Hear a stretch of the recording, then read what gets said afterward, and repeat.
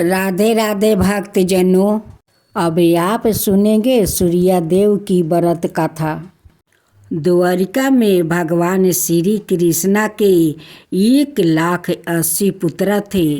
उनमें सांबे अत्यंत गुणवान और रूपवान थे। एक बार देव ऋषि नारद भगवान श्री कृष्णा के दर्शनार्थ द्वारिकापुरी पधारे।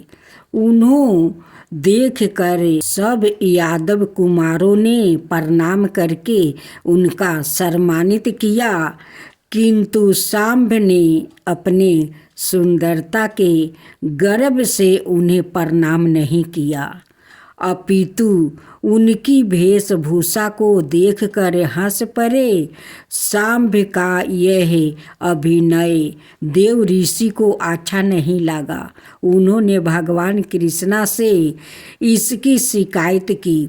दूसरी बार जब देव ऋषि नारद द्वारिका में आए तो भगवान श्री कृष्णा रानियों के मध्य में बैठे थे। नारद जी ने बाहर खेल रहे सांब से कहा, बस भगवान श्री कृष्णा से मेरे आगमन की सूचना दे दो। सांब ने सोचा, एक बार मेरे प्रणाम ना करने से यह नाराज हुआ था, यदि आज भी इनका कहना ना मानूं तो यह और भी नाराज होंगे। उधर पिताजी एकांत में बैठा है, अनुपयुक्त समय पर जाने से वो भी प्रसन्न हो सकते हैं। यह सोचकर अंतपुर में चले गए और भगवान कृष्णा को दूर से ही प्रणाम करके नारद जी के आने की सूचना उन्हें दे दिया। सांब के पीछे पीछे नारद जी भी वहाँ चले गए।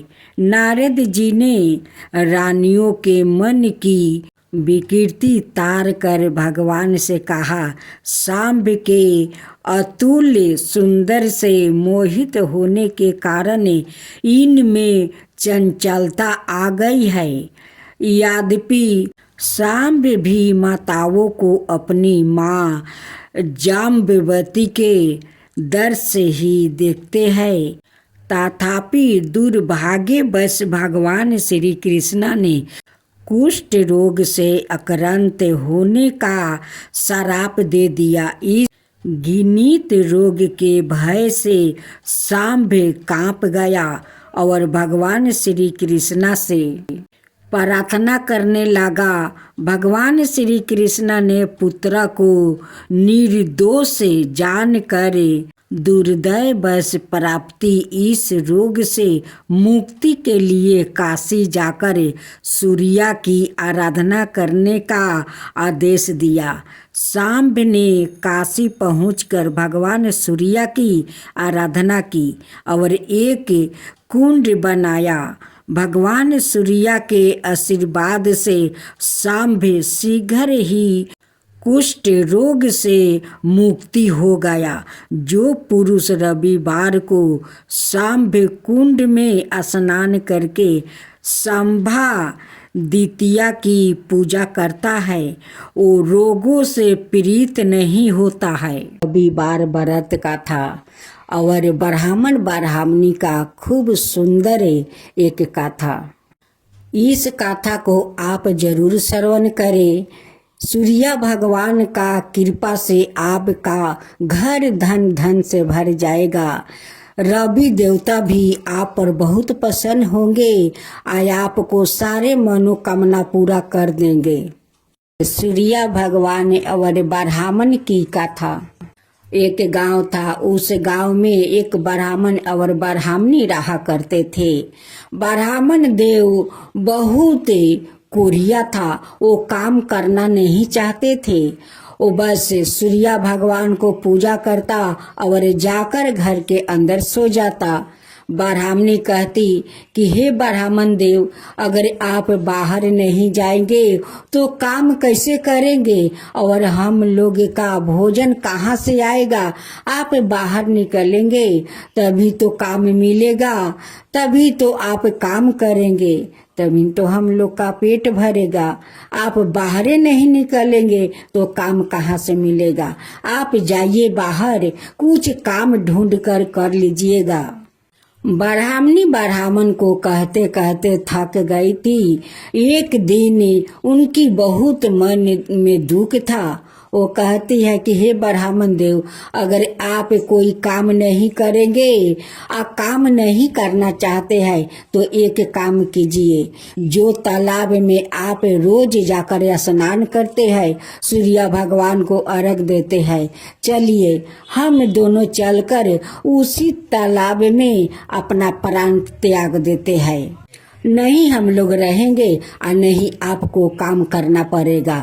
चलिए उस तालाब में चलकर हम लोग डुबकी लगा देते हैं और अपना प्राण को त्याग देते हैं। ये बात सुनकर ब्राह्मण को बहुत दुख लगा। बस ब्राह्मण देव उठे, कमंडल लिया, एक पोटली लिया और अपना मुंह ढाक करे वो निकल पड़े। अब गांव को लोग देख कर कहने लगे कि देखो देखो ब्राह्मण देव अपना मुंह ढाक कर ना जाने कहाँ जा रहे हैं। ब्राह्मण देव को गांव वालों से बहुत शर्मिंदा होना पड़ा।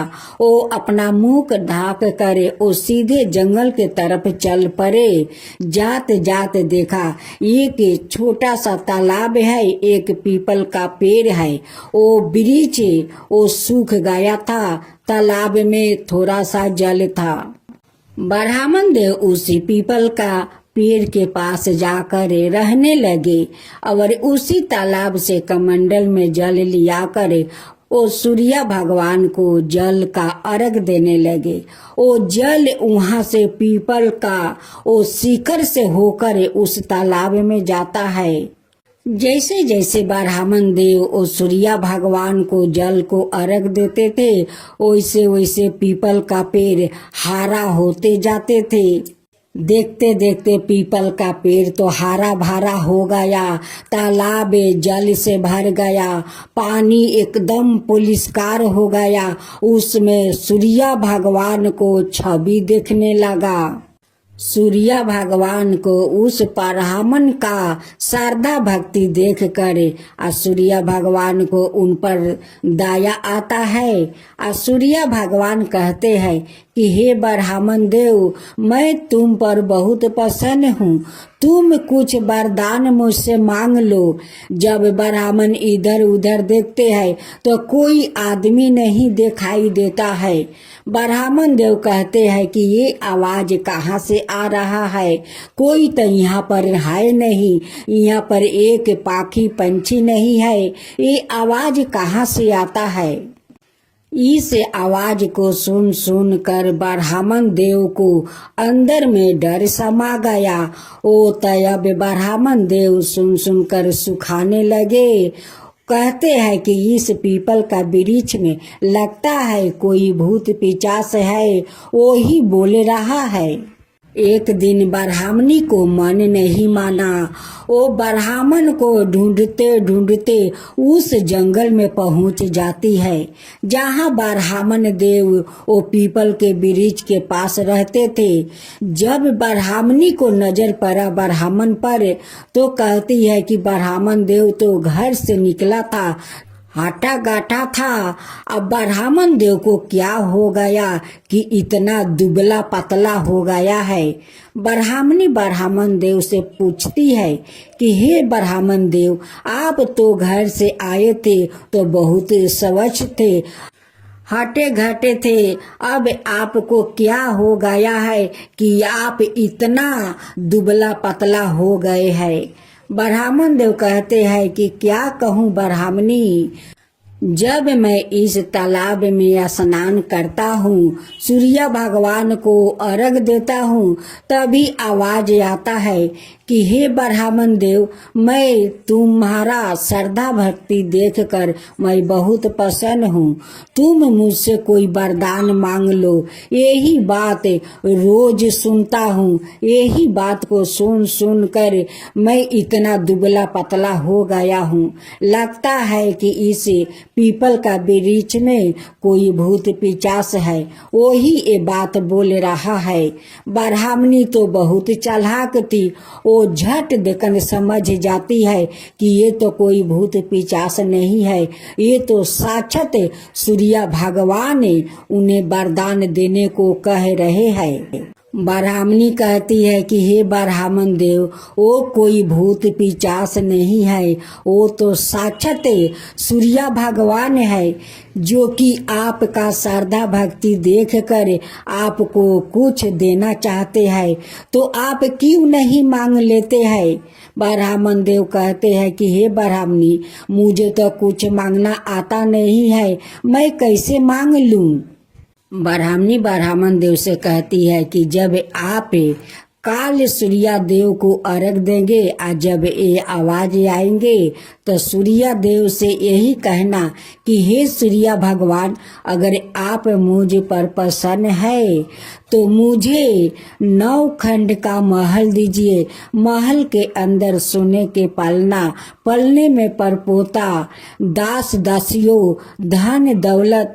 जब मैं महल में जाऊं तो दास दासियों को, परपोता को सोने का पलना झूलाते देखूं।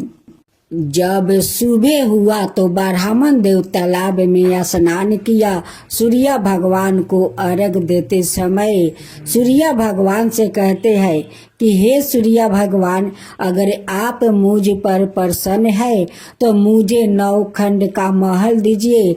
महल के अंदर सोने के पलना, पलने में परपोता, दास दासियों, और जब मैं महल में जाऊं तो दास दासियों को सोने का पलना मैं झूलाता देखूं।